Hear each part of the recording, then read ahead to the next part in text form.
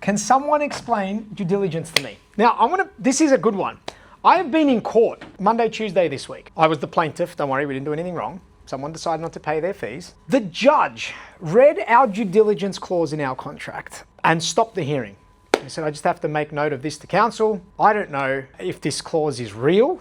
I've never seen a clause like this. Stephen and I have been buying properties personally for over 14 years. Due diligence, a clause we put into the contract to protect our client, the buyer, has been written in a way that we can walk away from an asset if I didn't like that scratch on a wall. And the buyer, our client, would be refunded 100% of their deposit. Due diligence is the process after we have exclusivity on a contract, especially when we're buying positive cash flow assets off market. We have limited information, right? So we take nothing for face value. We sign on a contract with a due diligence clause and a due diligence period.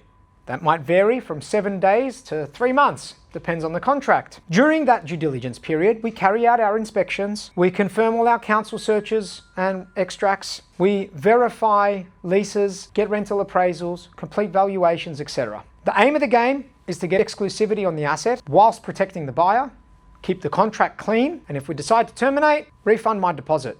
Deposits are sometimes 1%, sometimes 10%. There could be hundreds of thousands of dollars at stake in a real estate agent's trust account. But the due diligence process and the way that we have constructed that clause allows us to take a deep dive into that asset, look at it for not face value, for all of its merits, and then if we decide to terminate contract, walk away. Simple as that.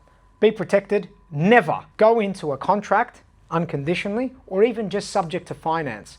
Because if it's subject to finance and you pull out because of the building and pest, you could be liable.